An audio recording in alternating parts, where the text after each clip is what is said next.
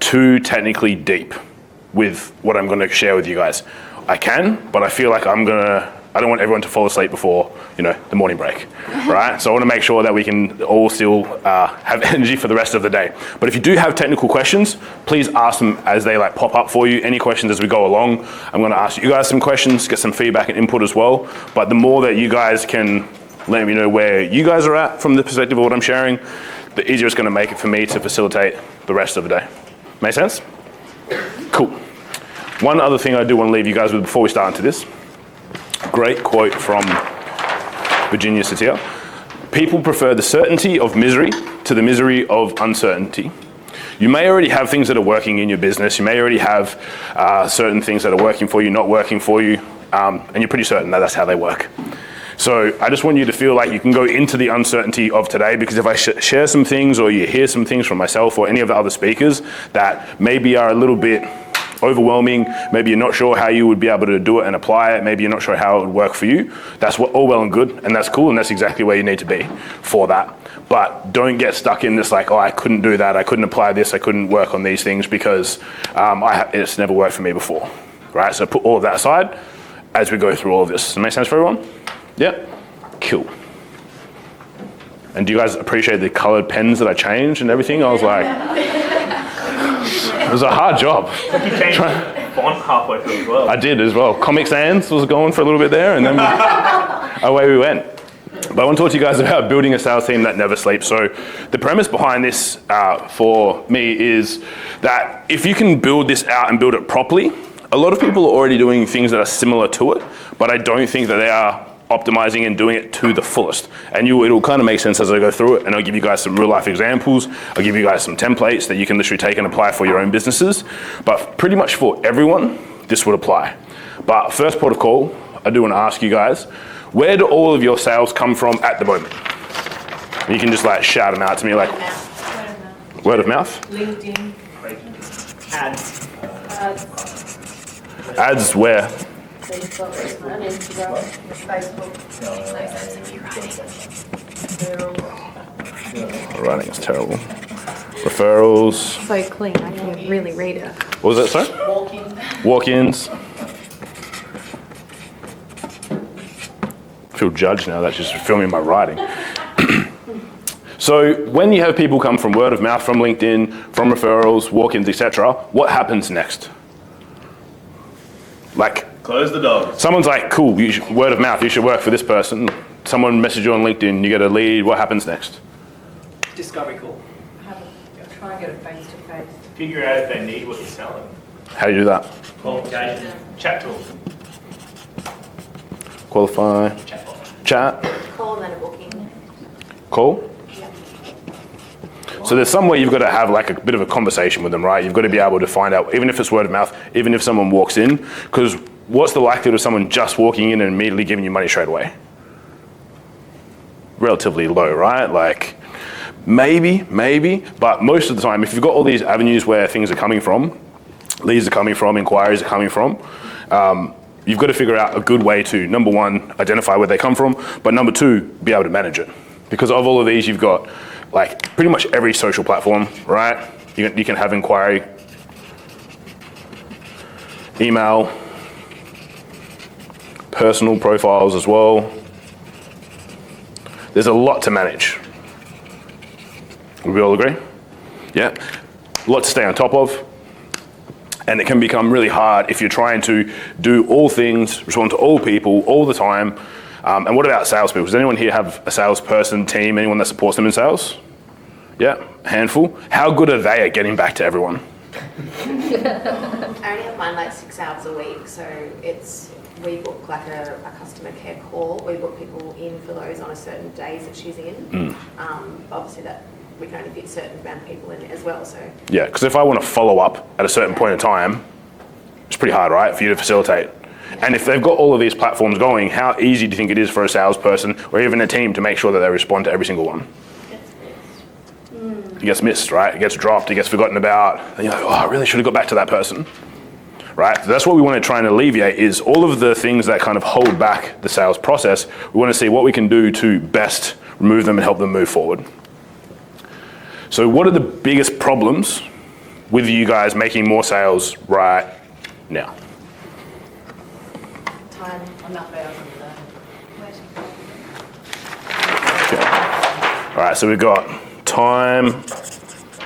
What was it? What were some of the other ones? Qualified leads. Qualified leads. What else? Yeah, pickup rates. Right. You don't get a response. Get ghosted. Tracking. Competition. People just do their sales process or something like that. Yeah, whole process itself.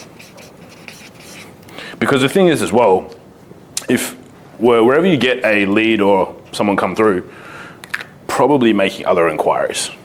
They're probably reaching out to other people that are providing a similar service, right? So that's where you can find it's like most of the time they don't just go, oh, I'm just gonna make one inquiry. And I'll wait for that person to get back to me and then I'll decide what I do. Right, most people in general don't operate like that. So they're going to inquire with other people who are also dealing with all of these problems. So the goal is like if we can help overcome this as best possible, if we can help you guys to minimize as many of these, because most of these can somewhat be automated, right? To remove any of the limitations there. Yes, there's still going to be manual aspects in many areas, right? There's not a full-on sales robot that can do every single thing. But if we can remove most of those, at least then if you've got a salesperson or you are the salesperson, your time becomes much more effective because you're only working and speaking to people that have potentially gone through a certain process. They've opted in for something, they've taken a bit of a further action rather than being like, cool, I have a raw lead that has done no indication that they want to take a next step or anything like that. Because what happens is the salesperson calls all of them first, then they stop, then they go back and call, and you guys will be doing this if you're just doing it yourself. You go and follow up with all the people that inquired before, and then you're going back and forth all the time. So they're probably the least effective use of most people's time, right? It's just unfortunately how it is until now. All right, so if you guys are going through and you're gonna buy something, when do you want to answer to your own sales question? Like if you're going to buy something, how soon do you want someone to give you feedback? Now, yeah, immediately. Not in the 6 designated hours a week that they may be able to take a call with you, right? For most of us, we want an immediate response. Unfortunately, social media has pretty much screwed us on that side, but we want everything now. We want to put up a post and have likes now, right? How annoyed would you be if you did a post on Instagram or Facebook or LinkedIn or wherever and took 4 hours to get your first like? We've gotten over it by now.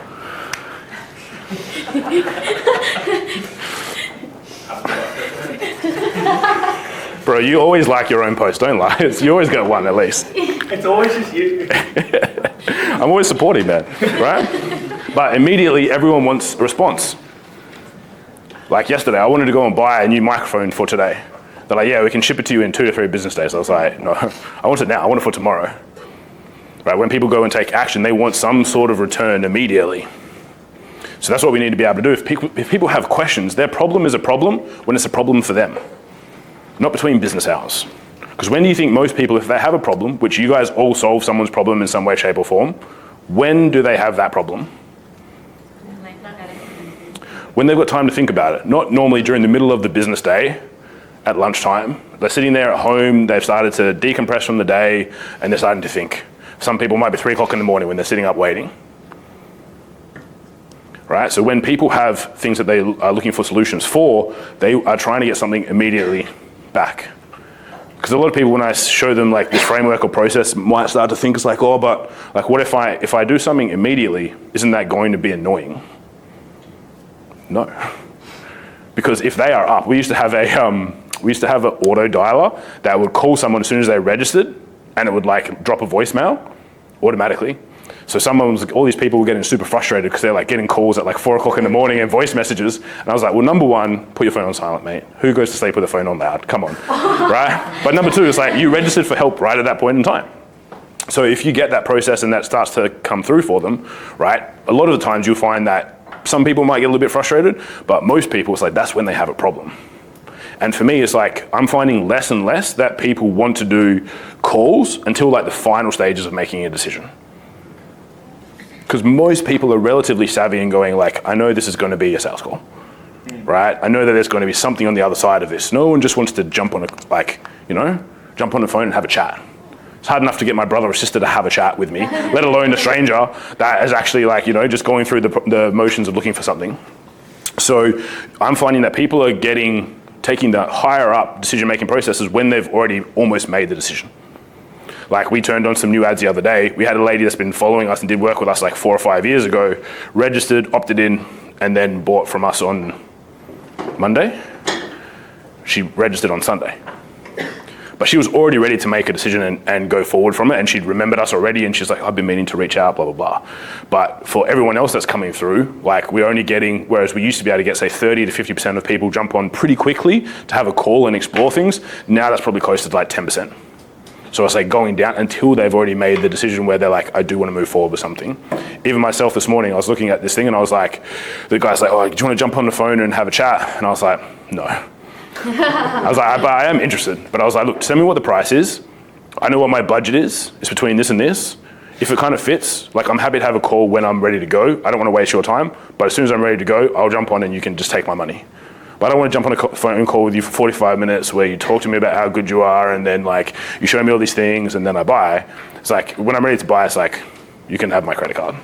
Very, very fast. I don't even really want to speak to you, to be fair. If your product does what it says, like I'll just buy that, thank you. Right? It was to help get more sales from Instagram. So it was the guy who built Lady Boss. Oh yeah. Yeah. Nice. So, and I was like, look, if it's good, like send me the breakdown of it. If it ticks the boxes of what I want, so I'll just pay you the money. It's cool. I don't really want to have a phone conversation. Like the least amount of time I can spend talking to you and the most amount of time I can spend getting results is what I would like. Because most people, it's like they want to get results straight away, right? If all of us could give our clients a magic pill that they could take, solve all their problem, do whatever it is that they need to do from working with us, or come and work with us, which option do you think they would take? Magic pill, right? Every time. So if I can have a magic pill and have a 6-pack and be super strong, please. I don't want to get up this morning and go to the gym at 4 o'clock, right? Like, that was tiring. I'm tired now. So for everyone, think about that from that perspective of going like, great, how do we help shorten the process down so that when they have to interact with a human, they already have as much information as they need to be able to make a decision. How do we qualify them? Or same for like if you've got e-commerce, like you've got it's more like how do I make sure that they already know about me enough so that they just purchase on the website, or the only time they want to reach out is like bulk order or event or something like that. So that's what we want to do with this this system that I'm talking to you guys about, is how do we best leverage that to make it work really, really well. Question. One of the best bits of feedback that we get now, clear point of difference, is our like personalization, our one-on-one nature, our speed of being like very nurturing and face-to-face and very personable, right? And so I love what you're saying about this and I fully agree. But if we're chasing a market that is currently craving that personal side, we still want to be fast, we still want to be immediate, we still want to get back to them. But do you think there's a bit of give and take in what you're saying in terms of maybe a market wanting like to chat to someone rather than go through a sales page? Someone wants more like wants to do stuff more authentically, like chat in the DMs rather than scroll through a funnel. Yes and no. I'm not saying that is the case. I'm just wondering, just asking a question. Yes and no. Like it's a good question. Like definitely, I think, but that's what I mean. It's like most of those people probably want to chat in the latter stages of decision making. They're not like, oh, nice to meet you, Jacob. What is it that you do? Yeah, definitely. They're like, oh, cool. Yes, I've got the information that I need. Let me chat to Jacob. Yeah. You know what I mean? So it's like you've got to have the balance still there. But that's why I'm saying it's like for people, I think it's just closer, moving them closer and closer to the stage of a conversion, whatever that is for anyone, is where I think the warm-up process before that is where the most value is in using tools like I'm going to be sharing with you guys, so that they can ask the questions that they have when they've got the problems. And then it's like, cool, now it's just like, let's jump on quickly. Chat to them. That makes sense. Yeah. I think it's off the, like, to add to that, off the back of that question, most of our sales at the moment are coming from like a joint venture where they're basically a referral. Yeah. And so that would make sense. That's now fitting because after that referral, they're like, okay, I don't know this guy, but I trust him because I trust you. Yeah. Let me chat to him. Yeah. Exactly. So the same thing is like, how do we take your cold audience, warm them up to the stage where they're like that? Yeah, exactly. Yeah. Cool. Yeah. Hey Kim, Hey. I'm just wondering, because what I do is like hasn't been done yet in Perth, like I'm just trying, like I feel like there's maybe people, it's so unfamiliar and there's not that sort of trust there, that I'm just trying to figure out, like people always go, oh that's a great idea, oh I haven't heard of that before. So I'm trying to figure out like how I work something new in and get people to trust the process and... 100%. That's real good. I'm going to move this in because my recording otherwise is not going to get this. Go. So what we're talking about here is probably further down the conversion process, right? I'm going to show you guys something that I developed a little while ago called the cycle of advertising, right? Oh, my drawing's real bad. Should have had this in a slide. All right.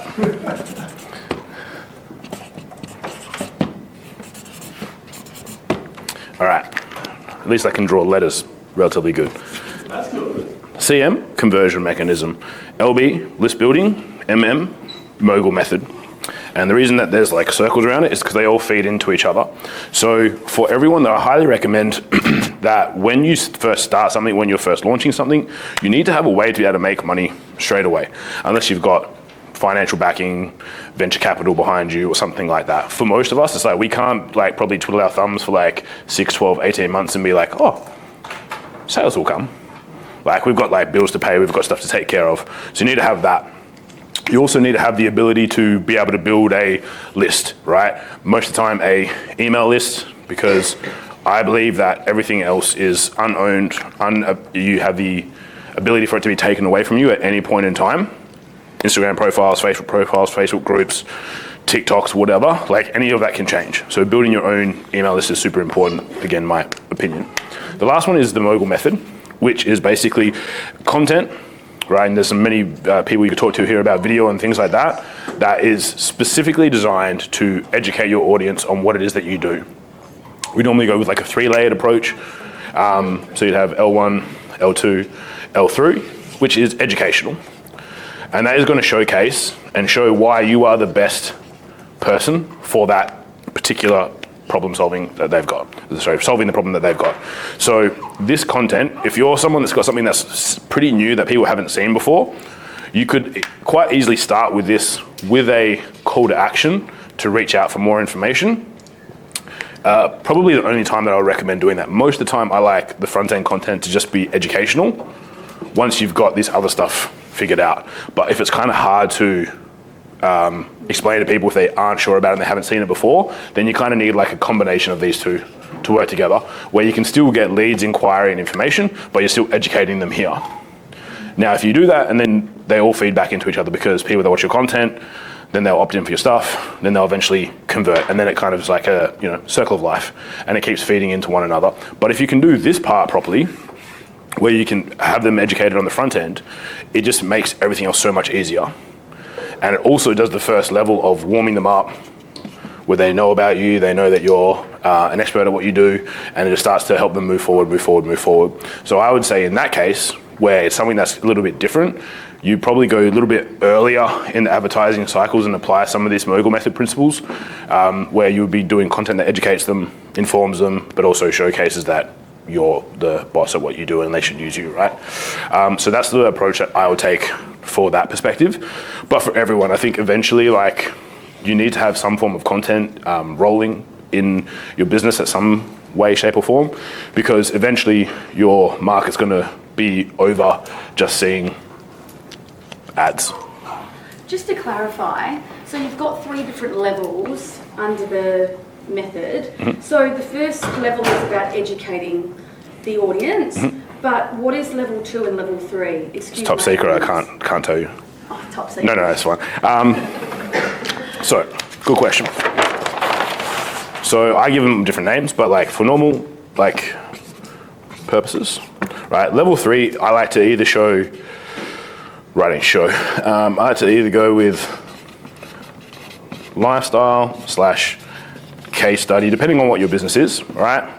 This is where like people that have been warmed up to you enough where they go, cool, this is like, I'm living the lifestyle that that person wants, hence I want to learn from them, work with them, etc. Depending on what your business model is. Or case study, which is like, these are the results that people get when they work with us. Up here, I like to call it kind of like your showstopper content. Right, if you imagine, so the term mogul, if you look it up, it's like a star of stage or screen. I like Dwayne Johnson, so I always use him in my examples, like The Rock. So it's like, if someone's going to watch, you know, this is your like highest quality, usually, highest quality, highest production, but it's like showing that I'm the person that you want to learn from is the goal. So the reason why it's the highest quality, because it's like, cool, if I go and watch, you know, Dwayne Johnson in a movie, and it's epic, and it's one of the biggest ones of the year, or maybe I go and watch, Ken's a huge fan of Marvel, right? You go and watch an Avengers show, it's the big one. Then what happens is like, then you get sucked in by the big ones, then you're like, oh, I'll go and see this random 4th episode of the thing down here that's like, you know what I mean? Like, then you'll watch the other stuff, because you're already hooked on that. And that is really where you like to delve deeper into. It's like, this is where your like subject matter expertise comes into play. So, and you want to identify like, what are your pillars of content? Most people have content pillars in their business or with what it is that they do, right? So if you have those pillars, that's where you're like, okay, cool, yes, I pretty much have no choice but to learn from this person, hear from this person, work with this person, because they know so well. Then down here, it's like, this is just like the icing on the cake, right? This is just where you're like, cool, of course, it makes so much sense. And then this is where you can have, ideally, your call to actions, where it's like, hey, work with me, do something with me, like showing those things off from that perspective. So if you can go through that process, it just works very, very, very well. This stuff here as well can be like quite controversial. It can be things that are maybe only like short-term available to leverage. Like I know Steve's done a really good video on like why Perth is a hotspot at the moment on YouTube and things like that. Went really, really well. That video cannot run forever. It's only so long that Perth will be a hotspot to be able to use that terminology. But now people watch that, they see his other stuff, they register for his masterclass, they do other things, then they see that, oh, look at these results that he's got for people. It's like irresistible.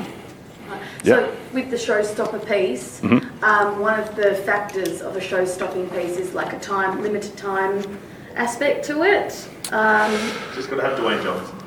Yeah, there's no limited time aspect to it, but I'm just saying, like, if there's something that comes up that might be, like, for example, like controversial or in the news really quickly, if you can produce it, right, and bring it forward, it works. So this is how, does everyone know Ryan Reynolds? Yeah? Oh, I heard that is. Yeah, fast advertising? Yeah. Yeah, so what his business would do, so the reason why his brand, so he's had a gin brand, he now owns Wrexham, a football team in the UK. The reason what a lot of his brands went really fast, he has a telecom company as well, is they coined fast advertising, which was if something came out that was like relevant, pertinent, and something that was in the news and was like really grabbing attention, they would, as fast as possible, 12 to 24 hours, have up an ad that tied into that. Yeah. So they would do as fast as humanly possible. So there was a scene, I think it was a TikTok video that went out, grabbed all this attention. So they literally had casted, scripted, and filmed in 12 hours, and then they'd launched it the next day. Grabbed so much attention, so many people came through because it's already picking up on the narrative that's existing at the moment. Yeah. So if you can do that, great. Only thing is, like, I like these to be a little bit evergreen. When I say evergreen, you want to have at least 1 or 2 things in there that can always consistently run. Doesn't really change too much, right? Because otherwise you've always got to look for that. And then it's just a lot of hard work, you know? Like your baller video that you have pinned in your third pin in your Instagram? Probably. Yeah. Like I like to have a little bit of stuff that's evergreen and then some stuff that would be like short, sharp stuff that's going on. Like you'll see every person that's a marketer at the moment is talking about ChatGPT, right? Yeah. But soon, there'll be old news, Yeah. right? Everyone was talking about TikTok ads, right? Because it's I hate new. that about the industry. Yeah, I know. Welcome to my world, bro. I have not talked about. So I put up a post the other day. I wanted to play into it, right? I basically just put up a little value offer, like 2 sentences of being like, I'll teach you how to get a bunch of leads in sexy marketing language, right? And like 4 comments, right? It was great. I was like, do you want me to show you how to make reels with AI? Fucking like 400 comments, and I was like, Yeah. I'm quitting the industry. Yeah. All of you wanted to learn about a sales machine that never sleeps, right? Funny, right? But that's just the way that it is. Some things that you need to grab attention in the short term, but if you make it evergreen, because what I like to do with pretty much every platform is, again, some people are great at organic content, and few people, great. I suck at that. Like, we've got Ashley here, she's like phenomenal at content and things like that. Like, I suck, I'm bad. But I can do one or two good pieces and I can run ads to it, right? So I kind of make up for my suckiness with what I'm good at, right, which is ads. So what I like to do is, on any platform you can do this, you run, it can be a couple bucks a day, $5 a day, $3 a day, $1 a day if you really want to, but you run ads up here, and then everyone that watches that, all of this content is posted on your page, right? You put it everywhere anyway, but you run ads up here. To anyone that watches more than 25% of this video, you then show them these videos. Same again. Exclusively, or just like one ad set would be retargeting? So I only retarget level 2 and level 3. This stuff still goes on your page. Also, right? You don't run like any cold traffic to it? Only cold traffic to level 1. Yeah. Is it very similar to Miss $7 ads? She only does front, like top end, and then she just does retargeting. Yeah. So me and another guy, Kevin Hutto, launched all of this at a very similar time. His is called the Octopus Strategy. So he does very similar, but his is like, but he has. Cheaper than the Mogul. I know, right? But he has 8 pieces of content at each level, hence Octopus, right? So I was like, screw that, man, 9. Join the Octopus Mastermind. Yeah. So, but at each level, right? So you have a few pieces that you can consistently run content to. So people that watch this, right, then go on to watch this, they're the warmest people possible. And if you can do a good job up here, it doesn't matter how many people filter through, because this is what you can leave evergreen, because you can have even $2 here, $2 here, $2 here, $6 a day, and all that's doing is bringing warm people in, warm people in, warm people in. Do you run the awareness campaigns at the top level? Do you run that early? Like, would you start that a month before you start retargeting? Or do you reckon you can switch them all on at once? You can do it all at once. Like, if you wanted to build up a big audience, you need a few thousand, but when you're on $2 a day budget, it doesn't really matter too much. If still 2 people filter through, this is great. Like, this is, I'll let you go on in just a moment. Sorry. Like, this is something that I taught a guy, Jimmy McDonald, who does heaps of stuff. When he had his gyms, to get them to like over $1 million plus per gym, I forced him to do content. I forced him to do this process because I knew his cost per lead is going to start to come down. Eventually it's going to start to come down. But most business owners don't like to do it or don't like to apply a budget to it. Why? Because it's like there's no immediate ROI on it. Someone's like, what's your return on ad spend on that? It's like, well, it's questionable until you get people that go all the way through. Hence, I used to make people do this at $20 a day, and then that was like 10 and like 5. But that was because that's what I did. And then I was like, actually, slow down, Kim. Just because you do it doesn't mean everyone has to do it. So I was like, let's make it $2. So you're spending $6 a day, and then you've just got a warm audience that's consistently being built. If you do great stuff on Instagram, like Holly does really great on Instagram, Ash does really great on Instagram, if that's one of your platforms, then it's like just putting that out to the right people. Because guess what? If they don't like you here, they're not going to watch 25%. They're going to duck off, which is great. Then don't watch any more of my videos. If they don't like the sound of your voice, awesome, they're gone. Okay. Yeah. Would you run that strategy alongside another strategy that you're already running? So for example, we're running our main ads, but we're looking at building because we significantly want to reduce our cost. So this is brand building, right? As I say, this is not going to make an immediate difference in the next 12 hours from launch. It's a long game. It's a long game. So you would run it alongside what's getting you your immediate results. Because at the moment, like, ugly ads work, right? They always have, they always will. Like, you can have an ad that's like, hey, I want X people to do X thing, like just text on a color. Works, gets pretty cheap leads, but it doesn't build any brand. Right? Lambos work. Lambos work.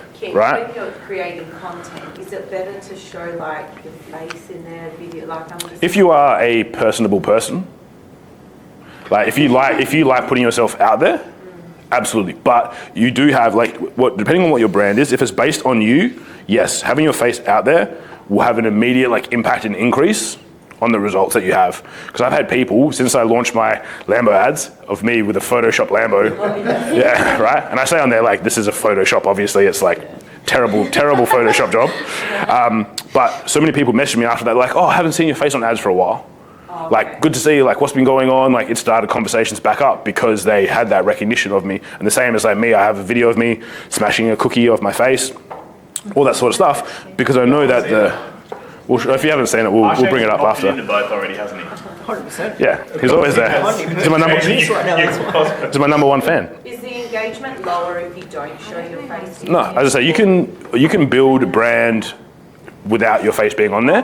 But if you're someone who has a personal brand, and you are tied to the business somewhat, my personal preference is it's better to have you on there. I really didn't want to for like the first 6 months of my business. Then I was like, screw it, let's see what happens. And then people were like, oh, hey, is this Kim, like the guy from the video on the thing? And I'm like, yeah, it is. And then they're like, oh, wow, like it just breaks down barriers. So I think the more you can have yourself on there, but again, tying it together, because I said, ugly ads work. I ran ugly ads for the last 6 months. Our cost per lead's great, inquiry's great, sales come off the back of it. But without having other aspects, like I also have a podcast and things like that to get content out there, you need this bit as well, is my personal opinion. So do you do 25%, 25%, like 12% male?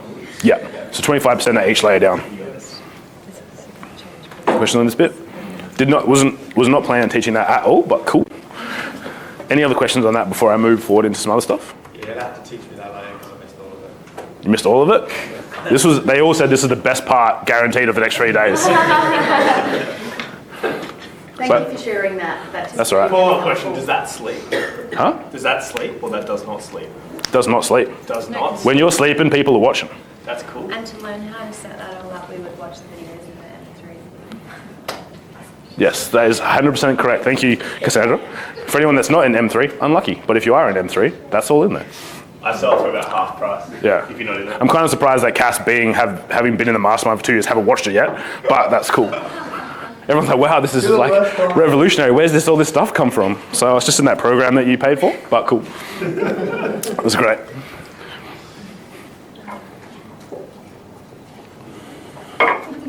But as I say, this is why I like you guys asking questions, because literally I wasn't going to share any of that, but if it's helpful for you guys, then awesome.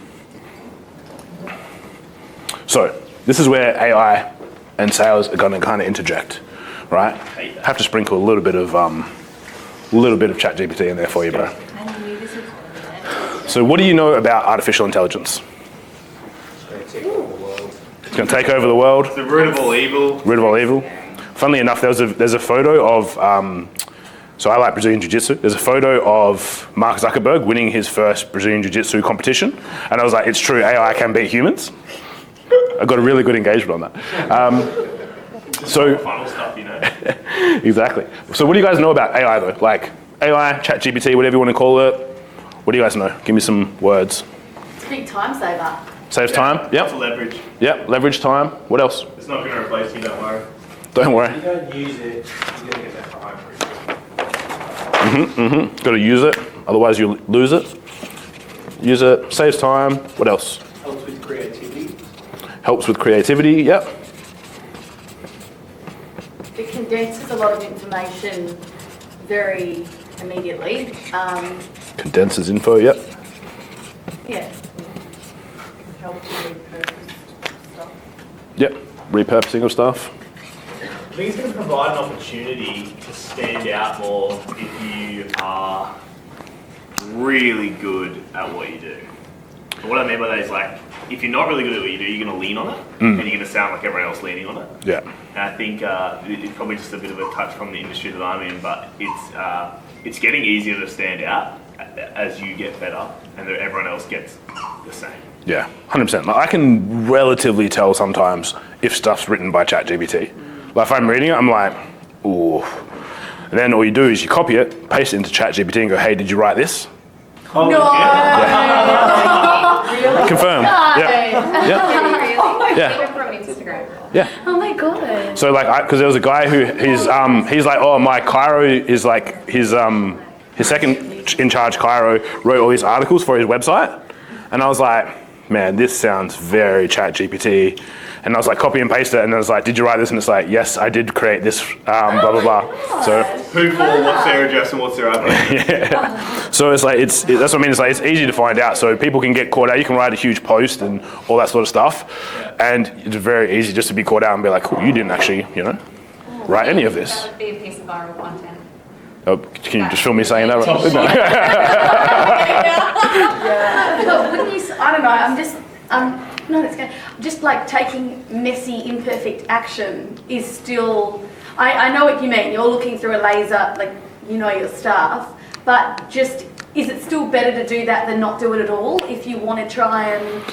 It depends. Like, I personally like to have, as Jacob just said, bless you, like the more that you can have a bit of you in it, the better it is, right? Like conflict of interest and like confidentiality and such as just like I'm in a industry where if you don't say the right thing and then or if you like copy and paste things that can obviously really impede your brand and really important. So obviously like from a service perspective, from a business perspective in health, how do you change it? I haven't looked at that a lot. Again, it depends what it's for, right? So there's different aspects. So for example, I had to write a full project outline breakdown for some projects that I'm working on. So I plugged in all my parameters on what I was going to do into it, and it gave me a project outline breakdown. Filtered it, changed some stuff, made it better, but it probably saved me a couple hours on that. But for example, I wouldn't get it at the moment to write my posts for me, because then people come in and they'll be like, oh, Kim sounds nothing like that. Yeah. Whereas most of the time... asked it to say 5 things about hypermobility, for example, it would give me that. Yeah. But then I might elaborate on that or change it. Yeah, like for example, like Alan said, like getting content and creative ideas if you get it stuck or something like that, sure works. But ultimately, everyone has to remember as well, like ChatGPT and AI at the moment, it's just a search-based thing, pretty much. Like, us older people, we use a thing called Google. It does the same thing, right? But everyone believes ChatGPT so much more for some reason. I don't know why, but... Could you not ask ChatGPT, look up my website, because if you wrote your own website, yourself, say, use my website and copy my copy, if that makes sense, would it draw already? Look, you can train things, and that's what I'm going to talk about in a second, is like prompts. Like you can prompt and train things to be able to use different aspects of, but it's still never going to be perfect. Like in one of my ads, I wrote it, I was like, cool, this is good, but like write it gangster. Like make it better and more gangster. Yeah. And then it wrote this I was like, this is so stupid, but I'm going to use it anyway. But in there I was like, hey, this is written by ChatGPT. I told it to make a gangster. I was like, do you prefer my copy or ChatGPT's copy? But I put out there that that's what it was, because I wouldn't want anyone to think that's because I would write it way better. Way more gangster. Do you think it will ever get that good? Because I don't see it getting that good. Yeah, it will. Like eventually, yes. Hence why Elon Musk, all those guys penned open letters being like, we all need to just chill on AI a little bit. Because it's going too far ahead, too fast, too speedily, without the right parameters around it and what it can do and what it should do. Do you think it will ever replace though? Because I'm a big believer in personal branding, right? And I don't think it will ever be able to touch that in terms of, say, sounding enough like Jacob, even with training. With auto correcting color balance and cutting up reels and adding captions. Fuck yeah, let's go. Right? Who cares? They can do it now. But on the personal branding side, writing the ads, writing the copy, writing the material, writing your website, do you think it will ever be able to get good enough that we just don't have to worry about it? Look, I think eventually. Really? Okay. I can't tell you how long. It's not going to be tomorrow, but I think eventually it'll definitely get to the point where it can do that, because I can go, hey, consume every single video and post that Jacob's ever created, and then give me something similar. Can it not do that now on the higher version? No, you can't watch video. It's only text based. You can search websites, right? Yeah. Do stuff for you, because you can watch it. Yeah. It clicks on stuff and goes through websites. Well, that's the thing. So it's because ChatGPT is one aspect, right? What can it do? There's many others. There's AutoGPT. There's so many different that utilize the OpenAI infrastructure and platforms, versus most people only know OpenAI and ChatGPT at the moment. But there's many that can automate a lot of different stuff that you can get it to do for you. There's Word on AI as well. So if you don't want to be caught, grab everything that you've got, put it into Word.ai, you have to pay for it. Yeah. And you changed it so it can't be protected. Yeah, so that's what I mean. There's Because so people much. at school are like, you know, getting it to write exams for them and stuff. But then there's like, Kids are onto it, but yeah. the kid's not going to pay this amount of money for it to be undetectable. Exactly. Like people are going to do it for their theses and stuff like that. But again, it's like, there's certain aspects where some of that's like, well and good, cool, use it. But on things that you want to use to connect with people and things like that, like I think you need to have your authenticity about it. Hence why, again, what I'm going to show you guys is like, this is just a leverageable point to get people to the stage where they're ready for that human interaction. And we don't hide it. Yeah. That's because it's all text, right? Yeah. It's literally, like, of course it will, because it just reads the internet with all the answers. Like, I could pass the bar exam with Google. Yeah. You know what I mean? Like, I'd get through that.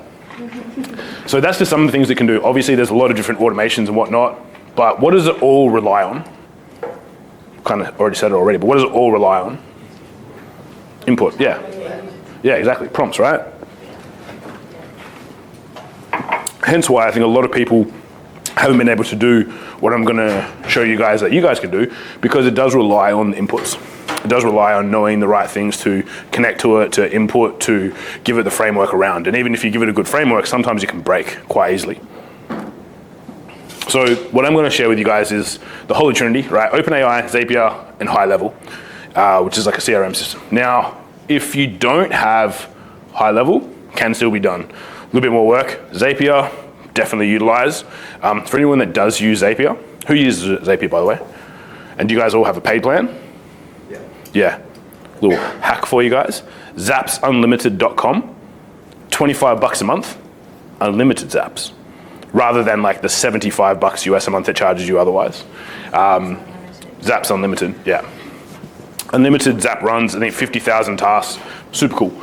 But if you can tie in all these things, so you don't have to use High Level, but Zapier and OpenAI works really, really cool together. So you need to build a good prompt though to input it, because what we're wanting to do is alleviate. Now, anyone here ever use like chatbots like ManyChat or anything like that? Yep, handful of people. So basically that was like very one way, like one direction. So you'd have like input or a button or a keyword, right? And it would spit out some predetermined answer.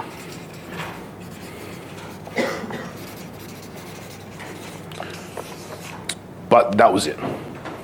If the keyword was wrong, or they didn't use a capital letter, they used like a lowercase letter or whatever it might be, or they didn't click on a certain button, or the input was wrong, there's like no ability to change in direction. It's all just heading to a predetermined outcome. The process that I'm talking to you guys about is like, cool, we can use an average ChatGPT, sorry, OpenAI more precisely, to tie in with our lead generation, whether it be Instagram messages, Facebook messages, emails, SMS inquiry after a lead opts in.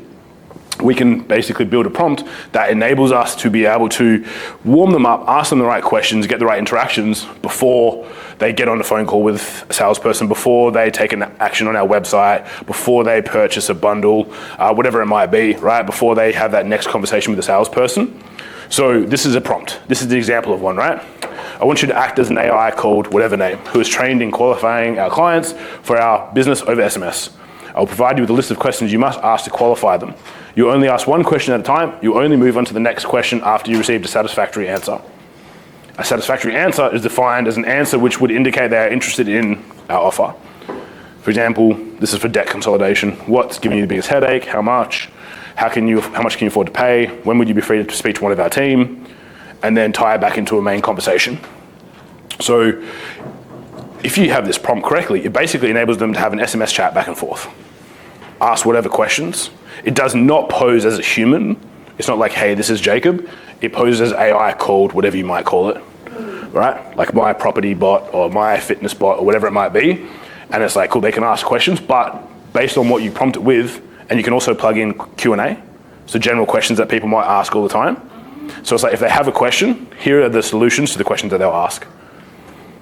So what that enables it to do is pretty much anyone can get as much information as they need immediately when they have that question. So you can also have this as like, imagine like a chat button on your website pop up when people go onto your store or whatever it might be, or it can be on your facial page, it can be on Instagram, but if they type anything in and they interact, right, that it basically enables them to prompt and respond via ChatGPT. So ChatGPT will pull the responses based off of what you've given it here. And if you build a good prompt, it means that you can really basically amplify it. And that means that as well, if someone puts in the wrong number, guess what happens? They don't respond. We don't follow up that person. If someone doesn't have the right criteria that we have, we don't have to follow up with that person. We can send them to something else. We can send them to a different offer, maybe to our Facebook group, to a piece of content, to a podcast, whatever it might be, to help them out, right? We can get them to go into a different email list to help and support them. If they do qualify, great. We can make sure how much they qualify. Ask them if they want to book in a call. If we use a second layer of automation in this with Zapier as well, go cool. Ken has availability in his calendar between 9 a.m. tomorrow and 12 p.m. tomorrow. Did you want 9 or 12? It's a lot cheaper than a lead form. Well, you need the lead form to get them in first, but yes, they don't have to ask the questions on there. We ask them the questions after. So as soon as they indicate that their answer is correct, like yes, this is the correct phone number, bang, away we go. Let's have a chat. So. What do you use for SMS? Do you like use Sakari or something like that? So, because the main way that I use it at the moment is tied through high level. So I use Twilio. But in Twilio now there is a way that, in Go High Level now you can use a different setup which is cheaper. Kelly and I were chatting this about the other day. It's a really good app. It's called, you need an app called SMSIT. You need to get a SIM card, code $120 for the year, and it's an app, so it's a two-way sync. You've gone from $1,200 last month in Twilio to $144 plus the cost of setting up the phone on the SIM card. Yeah, so it saves you tons. And if you're going to implement this, you're going to be using a few SMSs, right? So it's going to be good to have the cheapest way to be able to have the SMS communication is going to be best, because then it's like, cool, people can play with it. And then literally it's a really fun way to do it, because also you can be like, hey, play with my AI that's about this, about property investing. People just register, play with it, get them to the point where they want to have a call. The cost per lead is going to be way cheaper because people are like, oh, I want to play with that. It's just like a game, right? But it qualifies. Every answer that they give can feed back to their profile, qualify them based on income levels, et cetera, all that sort of stuff.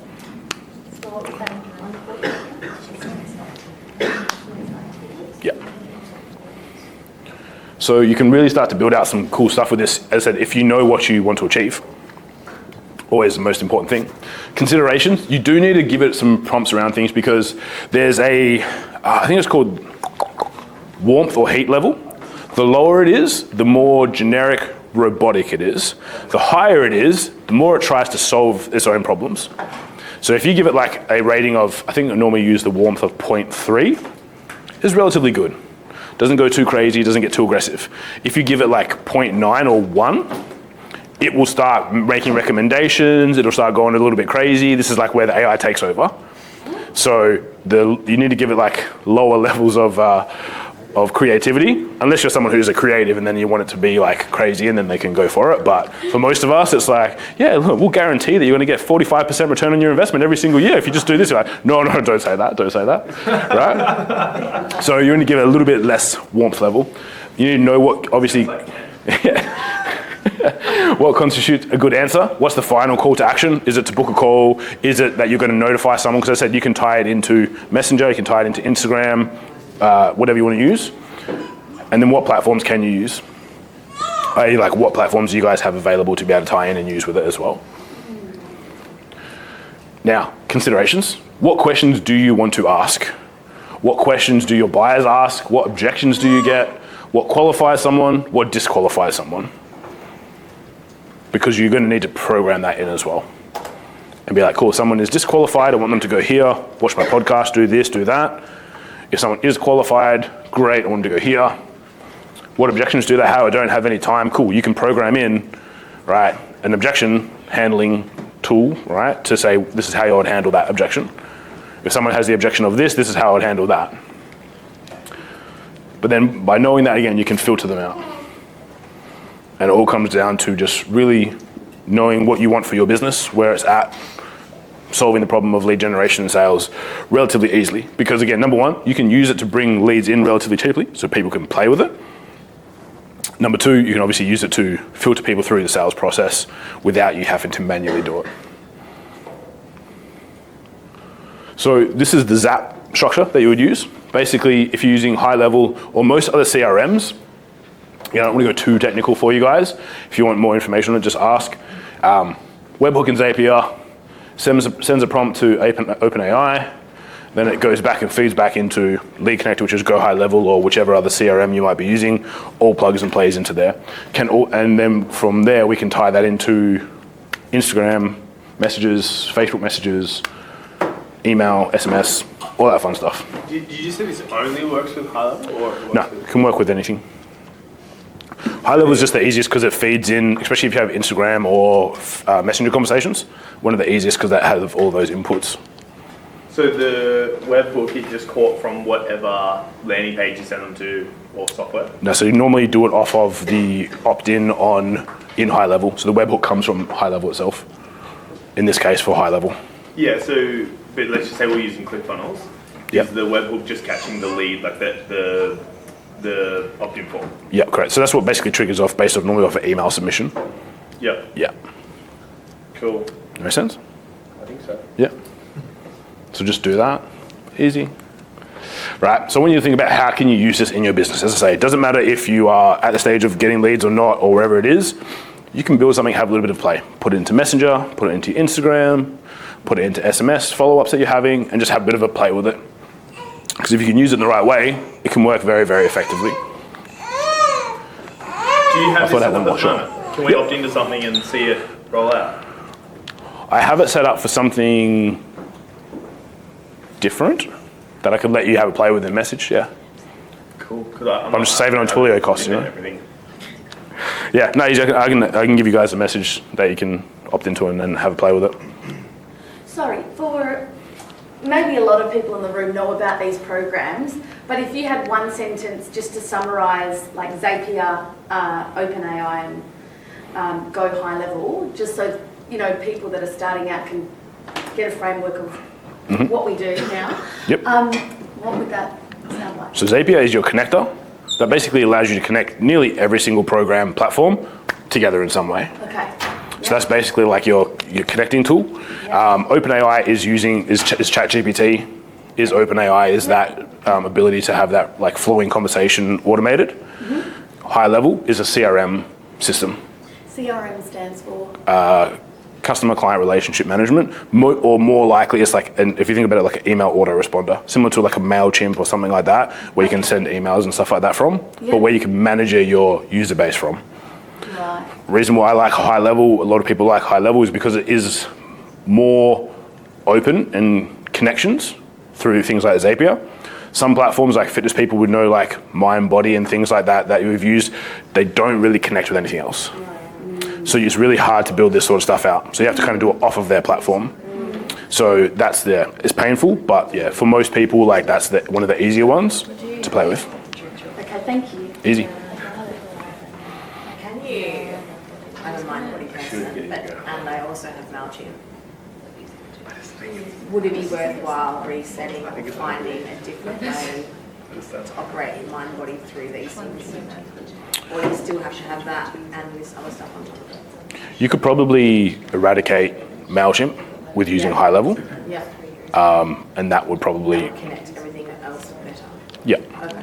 And it depends. So High Level is you can go in and buy it yourself. You can buy it from other people, so they're really big on reselling. So the prices can vary from like $50 to $60 a month to like a couple hundred, depending on what level of plan support you need, all that sort of stuff. Does High Level have any similarities with Dub Service? Probably a few, but again, it's like I don't know how open Dub-Sado is with connections and stuff. So for anyone that's like interested, go into Zapier, put in whatever system you have, bless you, and it will show you what connections are there. Yeah, Dub-Sado does connect with Zapier, but I find it really hard to break Dub-Sado, so I don't know if High Level. Look, it's still very, very clunky. They don't really have very good support. Is this Dub-Sado? High Level. Oh, High Level, okay. most of them, like most platforms that are CRMs or anything like that, are relatively clunky. Okay. Because they try and do a lot of stuff, and they're hard to operate, and most of them don't really have good support either. So hence why there's a whole industry of people that are built around like giving that support, right? So yeah, exactly. Like, so there's a lot of people that you can reach out to for support with it, but unfortunately it's a little bit tough as well. Yes. But the good thing is like there's tons of videos on it, YouTube videos and stuff that break it down because it's quite popular at the moment. So it can work pretty well. Is all your websites now being built through Go? No, our websites are in WordPress. You can edit them as well. Yeah, you can import them into there as well. We've got some of our funnels on ClickFunnels and some of our newer funnels are in high level. Cool. Just because I like my affiliate commissions from ClickFunnels, so I don't want to get rid of my account just yet. Yeah, I was going to say. How long do you think Zapier and Dubsado are going to be around before a whole new platform comes out to replace them and then... They already have probably got competitors, Zapier especially, but Zapier is kind of like the gold standard of like tools for connecting things. Yeah, it's probably has the most options, has most options first. There's a couple other, there's one called, I think it's called Made. Make, sorry, yeah, this one. And that's quite good, but again, just depends on what you like to use it for and what also kind of like what view you like. Because I think Make's quite visual and you can kind of see things a lot better. I set everything up for me. Like I have OneDrive, Active Campaign, and a few others, and I let a guy just go connect it all, and it's like tick, tick, tick. Great. Yeah, so it's like it does very similar, but it's again the I think it's like the type of person that if you're the one doing it, visually, like for me, like Zapier just makes sense. It's just like as you guys kind of saw here, it's like I want this to connect to this to connect to that. That's kind of how I like. Versus some others are like full zoomed out, like spider maps and things like that. What a catch, right? So it just kind of depends on how you like it. But for me, it's the easiest. And as well, with Zapier, you can share Zaps. I'm sure most of them can, but it's like, say that you build one and you're like, oh, cool, I want to share it with my friend. Click share, then they've got the same infrastructure. So it makes it nice and easy as well. You can do some pretty crazy stuff. We've got some like 12 part workflows built in Zapier that like never misses a beat. Yeah, I mean, it's, like I do have sometimes they break, like they do break, and then you're like, oh, why isn't this working? You have to go back and solve it. But as long as you set up the right notifications, you can let it know when it breaks. So it works pretty good from that perspective. Any other questions on that? Nope. Cool. So as I said, for implementation, after this, I want you to think about how can you use this in your business. I'm not saying you have to go to the full extent of building out a full AI bot that's going to qualify every single person that chats to you. However, I think it is good to think about how can you do it. Like, where is there a break in your process or sales process at the moment that you think maybe I could apply a little bit of this to improve it? Maybe it's a little bit of front-end qualification, or maybe it's just a little bit of like Q&A based stuff that you could use them for, like on the website or something like that. But have a think about how you could use it and apply it into your business, because then after morning tea, we'll get you guys to dive into that and map it out, work on it a little bit. As I say, if this is beyond what you're looking for, then by all means, don't. You leverage our team and chat about something else. But if it is something that you think could benefit you, I think it's definitely worthwhile, especially like these few questions, like considerations. I think it's good for everyone to go through anyway. So I'll leave on this for you guys. And we will now break for 15 minutes.